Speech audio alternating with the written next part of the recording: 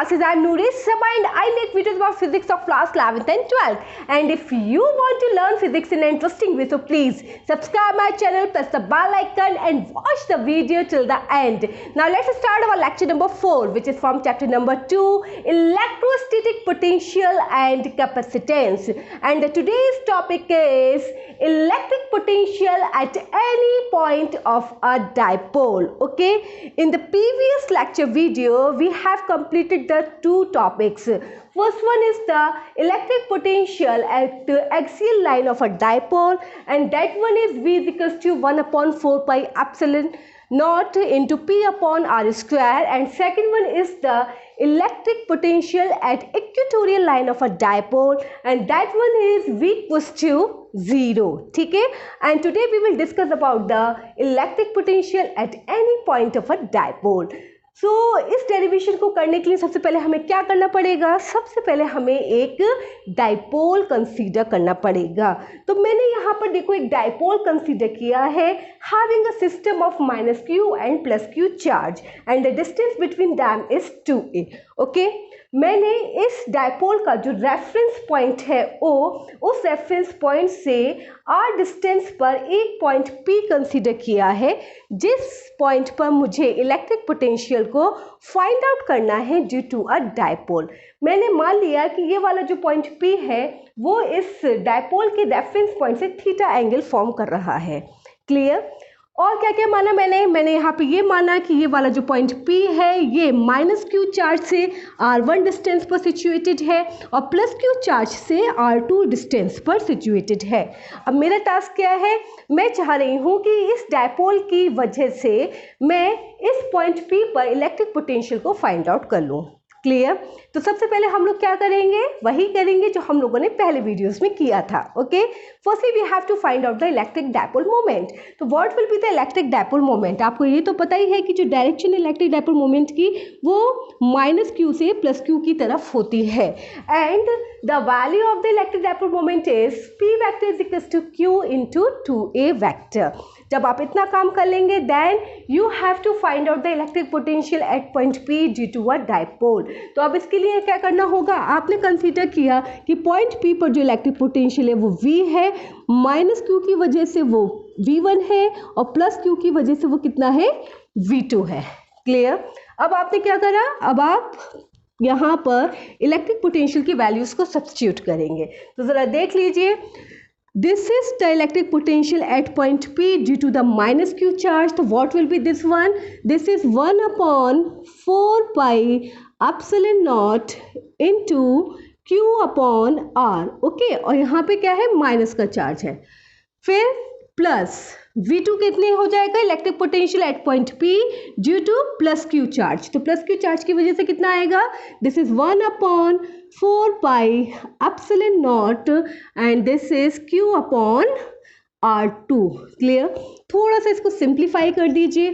Simplify किया तो आपने Q upon 4 pi epsilon not, ठीक है, इस टर्म को बाहर लिया और यहाँ क्या रह जाएगा? This is 1 upon R2 minus 1 upon R1. Is that clear?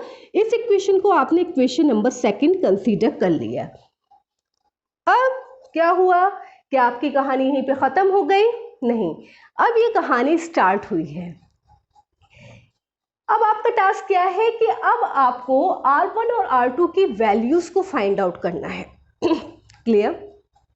So you have to apply some geometry in this figure. आप इस फिगर के अंदर एक ज्योमेट्री अप्लाई करेंगे. ज्योमेट्री किस तरीके से होगी कि firstly you have to consider कि ये वाला जो पॉइंट P है वो इस डाइपोल से काफ़ी डिस्टेंस पर है.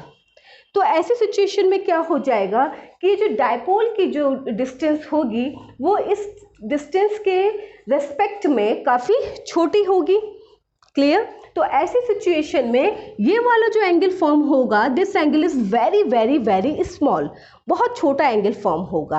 अब आपने क्या करना है? आपको यहाँ से ये जो आपको OP लाइन दे रखी है आप इसको थोड़ा सा एक्सटेंड करेंगे. आपने इस OP लाइन को थोड़ा सा एक्सटेंड किया और एक्सटेंड करके कंसीडर करा कि ये आपकी लाइन हो गई OM.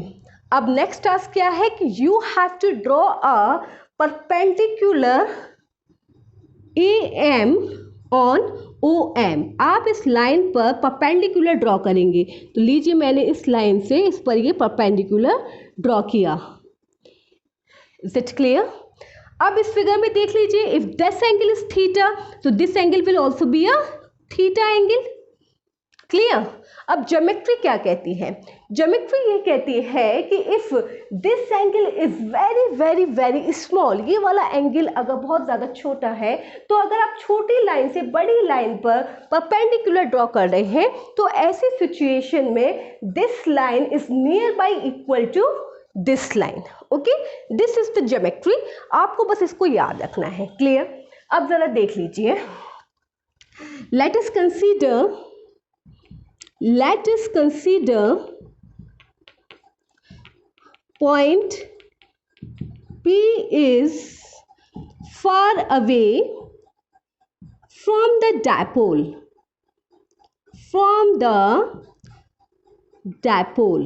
Okay.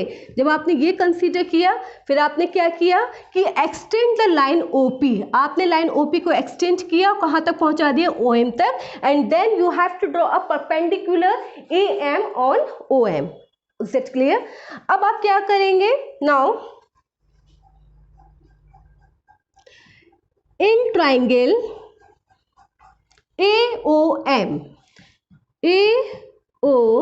AOM, what will be the value of cos theta? cos theta की वैल्यू कितनी निकल कर आएगी? तो cos theta is equal to कितना होता है? This is a base upon hypotenuse. तो this one is a base and this one is a hypotenuse. तो this will be OM upon AO। Clear?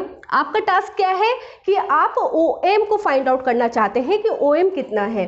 तो OM इज इक्वल टू कितना हो जाएगा? OM is equal to हो जाएगा, this is AO की value कितनी होगी? A cos theta. This one is equation number 3। Clear?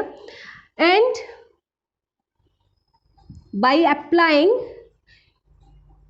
Geometry, अगर आप ज्योमेट्री अप्लाई करते हैं तो ऐसी सिचुएशन में क्या होगा कि आपका जो R1 होगा, this R1 is near by equal to this PM। Okay, so R1 is equal to आपका कितना है?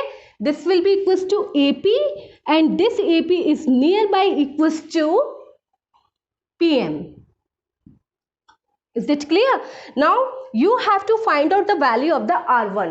तो R1 is equals to कितना हो जाएगा? R1 is equals to, जरा इधर फिगर में देख लीजिए, ये PM की वैल्यू आपको दे रखी है। तो PM is equals to कितना हो जाएगा? This is PO plus OM। तो R1 is equals to कितना हो जाएगा? PO plus OM। What will be the value of PO? The value of the PO is R, and what will be the value of OM? And the value of OM is A cos theta. Is it clear? Here you have find the value of R1. कोई confusion? No. Okay. Then you have to find out the value of R2. अब आपका task क्या है कि आप R2 को find out करना चाहते हैं। ओके, तो उसके लिए क्या करना पड़ेगा? To find the value of R2। अगर आप R2 की वैल्यू को फाइंड आउट करना चाहते हैं तो देखो बच्चा, अगर ये वाला एंगल इस लाइन के रेस्पेक्ट में काफ़ी छोटा है तो ये वाला जो एंगल होगा वो इस वाली लाइन के रेस्पेक्ट में भी काफ़ी छोटा होगा। ओके, तो आप क्या करेंगे? Then you have to draw a perpendicular on PO। आप PO पे एक परपेंडिकुलर ड्रॉ करिए।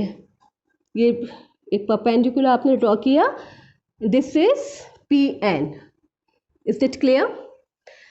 अब आप क्या करेंगे? Then you have to find out the value of cos theta. तो cos theta in triangle OBN, इस ट्राइंगल में आ जाइए। What will be the cos theta? cos theta is equal to base upon hypotenuse. तो ये देखिए, ये आपका cos थीटा है, तो cos theta is equal to base upon hypotenuse कितना हो जाएगा? This will be ON upon OB। ON upon OB। Clear? आपका टास्क क्या है कि आप ON को फाइंड आउट करना चाह रहे हैं। तो ON इज इक्वल टू कितना हो जाएगा? दिस विल बी OB की वैल्यू कितनी है? A cos theta. Is it clear? ये हो गया आपका equation number 5. Okay, now R2 is equal to कितना है? R2 इज इक्वल टू आपका है PB के बराबर, और ये जो PB होगा that PB is near by equal to, आपने परपेंडिकुलर इस पे ड्रॉ किया है, तो this will be equal to PN. Is it clear? अब यहां से जरा देख लो, तो R2 इज इक्वल टू कितना है? PN के, और PN बराबर आपका कितना निकल कर आएगा? देखो ये आपका PN है, तो PN इज इक्वल टू कितना हो जाएगा? This is PO minus ON. Okay, this will B PO minus ON.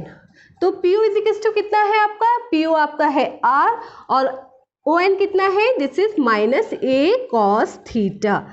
So this is the value of R2. Is it clear? तो अब यहाँ पे आपका टास्क कंप्लीट हुआ. आपको क्या करना था? आपको R1 और R2 की वैल्यूज को फाइंड आउट करना था. Then you have to substitute these values in equation number 2. Okay, substitute value of R1 and R2 in equation 2. तो रख दीजिए, कितना निकल कर आएगा? V is equal to, this will be Q upon 4 pi epsilon not, and this is 1 upon R2. R2 की value कितनी निकली है? R plus A cos theta, R plus A cos theta, minus 1 upon R1. R1 की value कितनी है? Sorry, R2 की value है R minus A cos theta, और यहाँ पर 1 upon R plus A cos theta. ठीक है, अब मैथमेटिकली आप इसको सिंपली सॉल्व कर दीजिए. तो this is Q upon 4 pi epsilon not, and this is R plus A cos theta minus R plus A cos theta upon R square minus A square cos square theta. Is it clear? अब जरा यहाँ देख लीजिए, R plus A cos theta minus R plus A cos theta. तो यहाँ से R से R आपका क्या हो जाएगा? कैंसिल आउट हो जाएगा. तो कौन कौन से टर्म्स यहाँ पे बचेंगे? This is Q upon 4 pi epsilon not, and this will B 2A cos theta, 2A cos theta, and upon this is R square minus A square cos square theta. Is it clear? अब आपको पता है कि Q into 2A, Q into 2A किसके equal है? Dipole moment के बराबर है. So this will be V is equal to P upon 4 pi epsilon naught cos theta upon R square minus A square cos square theta. Is it clear? अब आप consider कर लीजिए कि if point P is very far away from dipole. Okay, अगर ये dipole से काफ़ी दूरी पर है, तो ऐसी सिचुएशन में जो डायपोल वाली डिस्टेंस होगी, this is very very less than to the distance of a point P from the dipole. Okay, तो ऐसी सिचुएशन में यहाँ पे जो आपका A वाला टर्म है, हम इसको नेग्लेक्ट कंसीडर कर सकते हैं. तो V इज इक्वल टू कितना हो जाएगा? This is P upon 4 pi epsilon not, and this is cos theta upon R square. ठीक, and if you want to write in the vector form, तो in the vector form आप किस तरीके से लिख सकते हैं? इन द वेक्टर फॉर्म आप लिखिए, this is V is equal to 1 upon 4 pi epsilon naught. यहाँ पे कॉस का टर्म है. ओके, तो क्या होगा? डॉट प्रोडक्ट होगा. तो this is P vector dot R cap upon R square. Okay, so this is the electric potential at any point of a dipole. Just note down. Now let's start some special cases which are related to electric potential at any point of a dipole. Okay, electric potential at any point of a dipole, you have find that V is equals to 1 upon 4 pi epsilon naught P cos theta upon R square. ठीक है, अब यहाँ पे हम इसके कुछ एक special cases discuss करते हैं और डिटेक्ट करते हैं कि हमने पिछले जो प्रीवियस लेक्चर में पढ़ा था क्या वो उससे कंपेयर करता है या फिर नहीं करता है, ठीक है। तो फर्स्ट स्पेशल केस पे हमने सीखते हैं कि we have to consider theta is equals to 0 degree and this is the angle between the distance and the electric dipole moment. Okay, so in this picture you can see that this is the electric dipole moment and this one is a distance of a point P from the reference point O. Okay, ये इसकी distance है। तो ऐसी situation में इनके और इनके बीच का जो एंगल फॉर्म होगा दैट इज अ 0 डिग्री। तो अब इस 0 डिग्री पे आपको इलेक्ट्रिक पोटेंशियल को फाइंड आउट करना है। तो V is equals to 1/4 pi epsilon naught P cos 0 degree upon r square. And what will be the value of cos 0? The value of the cos 0 is 1. So the electric potential V is equals to 1/4 pi epsilon naught P upon r square. Clear? क्या यही formula आपने drive किया था electric potential eight axial line of a dipole पर? क्या ये वाला point P इस वक्त इस डाइपोल की एक्सियल लाइन पर है? Is it clear? It means कि when a point P lies on the axial line of a dipole, in that case the angle between the dipole moment and the displacement is equal to 0 degree. Is it clear? अब यहाँ पे हम लोग बात कर लेते हैं case second की। In case second theta is equals to 90 degree. इसका मतलब क्या हुआ कि दी गई डिस्टेंस और डाइपोल मोमेंट के बीच में जो एंगल फॉर्म हो रहा है वो कितना है, 90 डिग्री का है।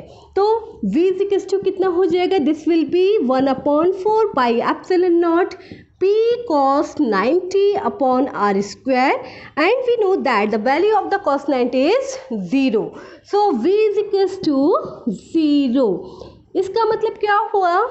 इसका मतलब ये हुआ कि electric potential at equatorial line of a dipole is equal to 0 and in that case the angle between the electric dipole moment and the distance is 90 degree. Is that clear?